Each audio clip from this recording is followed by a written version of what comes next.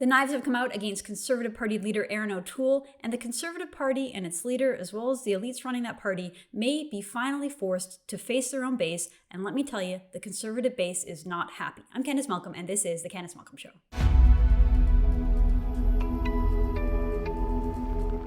Hi everyone, thank you so much for tuning into the Candice Malcolm Show. Let me tell you, there is anger that is brewing in the Conservative Party. It is finally starting to bubble over into the public. There is infighting in the party, and we're going to talk about it and break it all down on the program today. I appreciate you tuning into the Candice Malcolm Show. If you like what we do at the show, if you like the daily version of the podcast, if you're one of those people who watches it every day, I really thank you. I'm really excited to see the growth that we're seeing across lots of different platforms. And if you like the show, if you want to support what we do, please consider heading on over to tnc.news/donate, where you can make a modest contribution. We rely entirely on the support and the generous donations of our supporters and our viewers. We don't take any money from the government. In fact, we think it's wrong that journalists take money from the government. It's a basic conflict of interest. You should not be covering someone while also being reliant on them for a paycheck. It doesn't work. The power dynamics are all wrong, which is why True North is dedicated to remaining independent. And if you support independent journalism,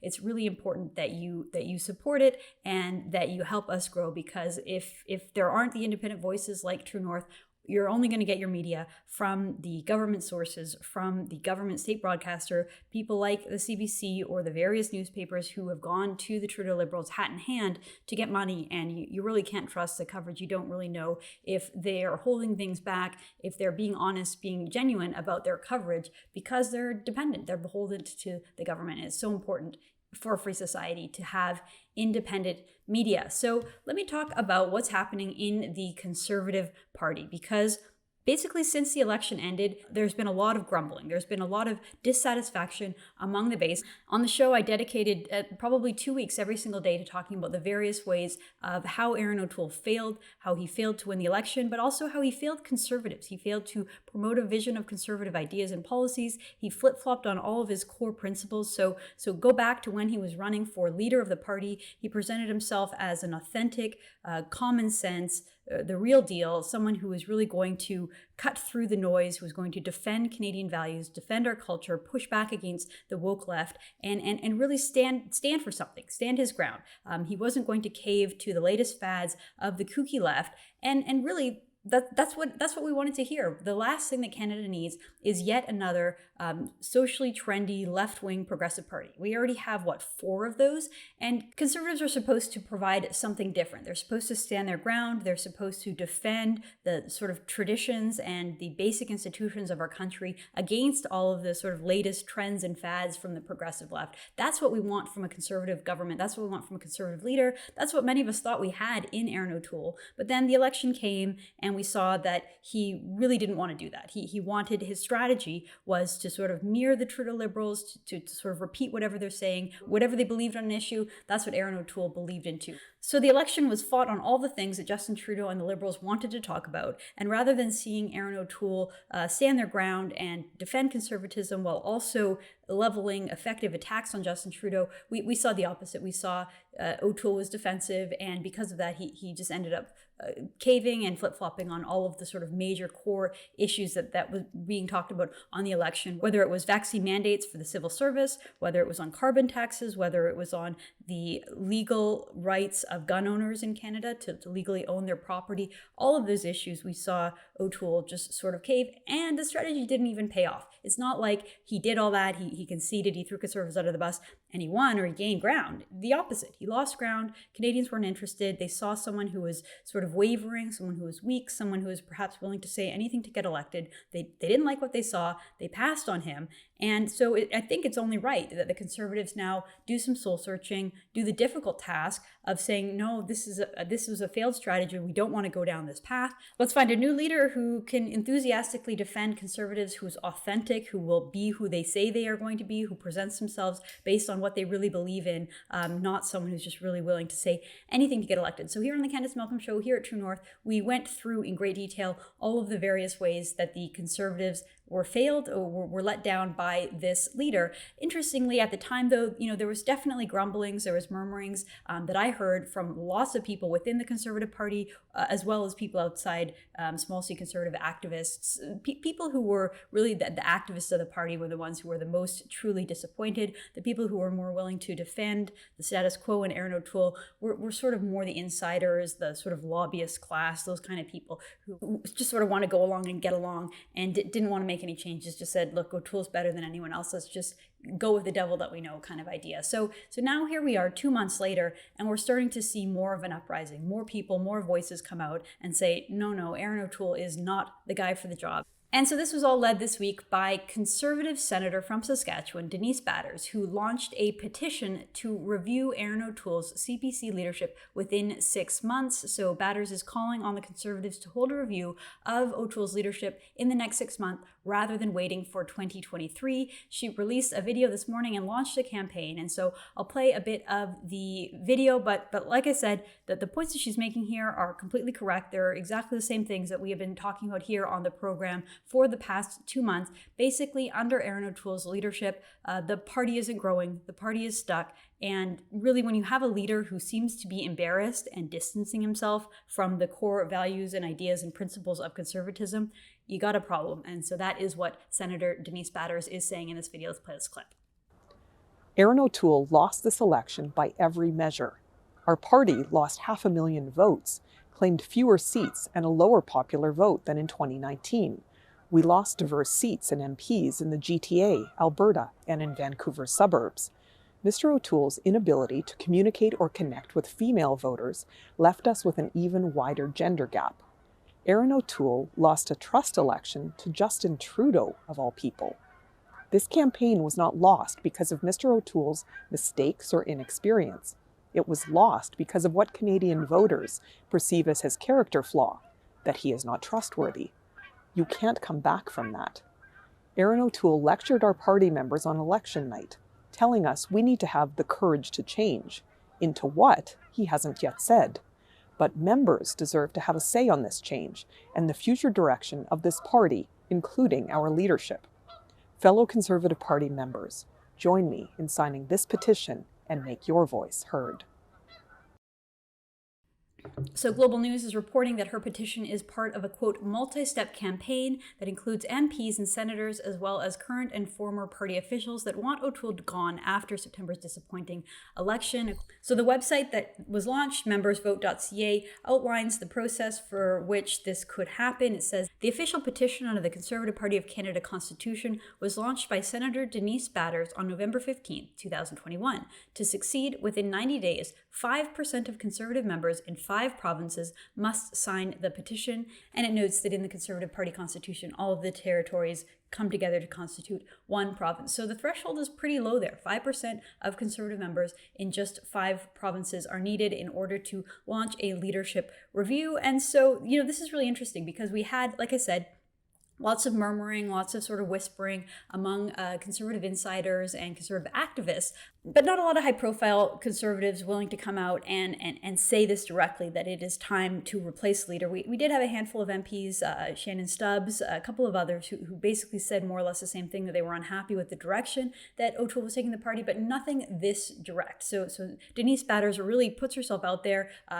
Good for you, Denise Batters. Good for you to articulate this, because like I said, it is the feelings and the attitude of so many conservatives that I have been talking to in the base that feel the exact same way. So Denise Batters is really willing to stick her neck out. And I know there's some criticism saying, oh, she's an unelected senator. But that's sort of the purpose. The idea here is that within the Conservative caucus, if you're a Conservative MP, you might not be happy with Erin O'Toole, but you kind of rely on him. He's the one that is leading the party. If you want to have a position, if you want to be part of they call the shadow cabinet, or if you want to have a critic role, you have to be nice to him. You kind of have to suck up to him.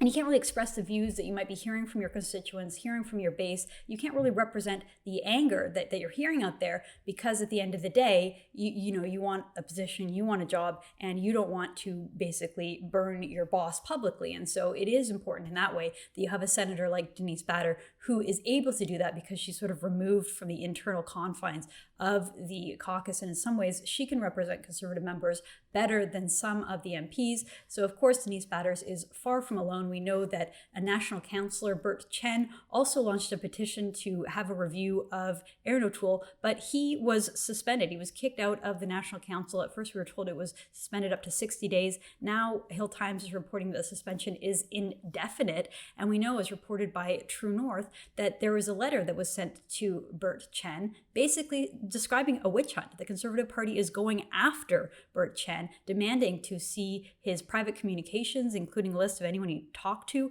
about Erin O'Toole, emails, texts, phone records, handwritten notes, anything. It really is ugly. It's a witch hunt. So the Conservative Party and the OLO, the opposition leader's office, is focusing their effort and their resources on attacking their own members and sort of squashing out dissent, rather than trying to understand what went wrong in the last election, rather than trying to focus on Justin Trudeau and the Liberals. And we've heard from other Conservative leaders and insiders. This is a thread from Dean Del Mastro. Dean Del Mastro is a former member of Parliament for the Conservatives in the Harper government. And I'm going to read his thread because I think this is really accurate and a good way of thinking about things. So Dean Del Mastro says this: the Federal Liberal Party changed leaders after every losing election beginning in 2006. The same arguments about staying united and focusing on fighting the other party were made, particularly in the case of Stéphane Dion. They were wrong. Does anyone believe that if given another chance, Stéphane Dion would have defeated Stephen Harper? Well, of course not. Stéphane Dion was terrible, and the Liberals were right to get rid of him. But going back to Del Mastro's tweet here, it says, the Liberals made the change, and Michael Ignatieff did even worse. He resigned, and they changed later again. The party survived 4 different leaders in 4 successive elections. Recent history shows that those arguing that Denise Batters' efforts are cause for celebration for Justin Trudeau and the Liberal Party are wrong. The truth is, they're concerned that Erin O'Toole or his policies will not survive a vote of membership, and with good cause. Given the rising cost of energy, groceries, and the cost of living generally, it will not be easy for Erin O'Toole to justify his decision to support carbon taxes. Also, social conservatives feel betrayed, and the West is just flat out angry and feeling abandoned by the Conservative leader. The bottom line is that now is the only time that a leadership review can occur and should. The suggestion that a review can wait until 2023, a time when an election could be imminent, is dishonest at best. It's really a way to simply avoid membership altogether.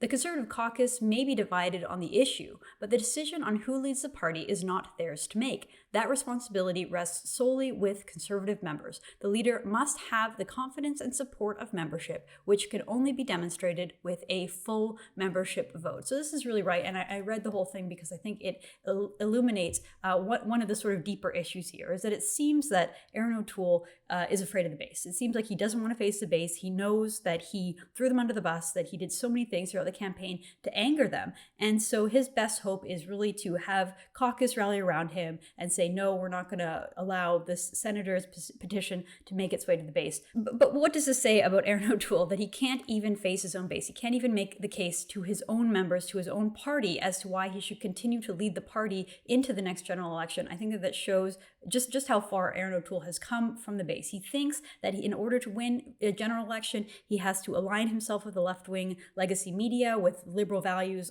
and progressive values on all of these sort of major issues, including fiscal issues.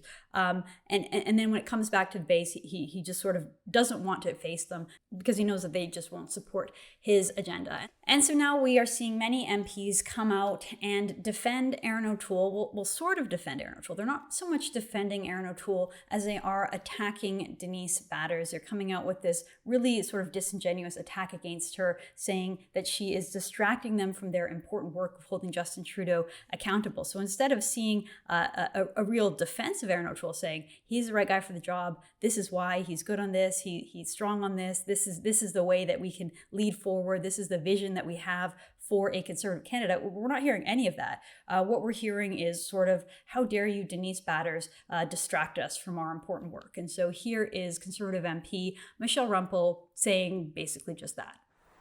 This is an open message to my colleague from the Senate, Denise Batters. Denise, I have been working all week on an issue that matters to my community. Denise, I have been meeting with dozens of stakeholders, talking to people from all across the country on how we should fight Justin Trudeau's war on the energy sector. That's what I've been doing this week. I can't believe I have to use my Facebook platform to do this, Denise. And so I'm about to do a bunch of media on this topic, and show Canadians that as the official opposition, we're focused on Justin Trudeau. But you know what, Denise, I had to do this morning? I had to respond to your petition calling for a leadership review in the party. You know what that does to me? That clears my day from being able to stand up with my constituents. You know what it does? It's going to fill the news tonight with your petition, as opposed to my, trying to hold Justin Trudeau to account to get my community back to work. I'm so frustrated with this. I can't believe you're making me do this, Denise. I can't believe I have to use my Facebook platform and distract from my important work. Michelle Rumpel, look, I like Michelle. I have a lot of time for Michelle. But again, this isn't really a good take. This isn't really a good response. When is a good time to hold a leadership review? When is a good time to say, look, the party leader isn't representing the base anymore? Is there any good time? No. The idea is that you kind of go through the difficult task of doing soul searching and figuring out what went wrong in the next election so that you can properly position yourself in the next election to face the real issues. And so this idea that the Conservative MPs were just so busy doing all this important work and now they have to take time away from it, I think that's pretty weak. And again, you see that this is sort of the talking points that are being pushed by O'Toole's office, because a lot of MPs are remaining silent, but the few that are going out and sort of making a defense of him all kind of fall along these lines. So we see Michael Barrett say this: Conservatives should focus on holding the Trudeau Liberals accountable and finding solutions to make life better for Canadians. There's an affordability crisis with skyrocketing inflation, rising food and housing prices, labor supply, and supply shortages. Let's get back to work. Likewise, Melissa Lantsman, a new MP in Thornhill, said this: We have a cost of living crisis, out of control inflation, a war on Canada's energy sector, and a waning reputation on the world stage. That's just a start. This helps Justin Trudeau, not Canadians. I'm a hard no. Smarten up.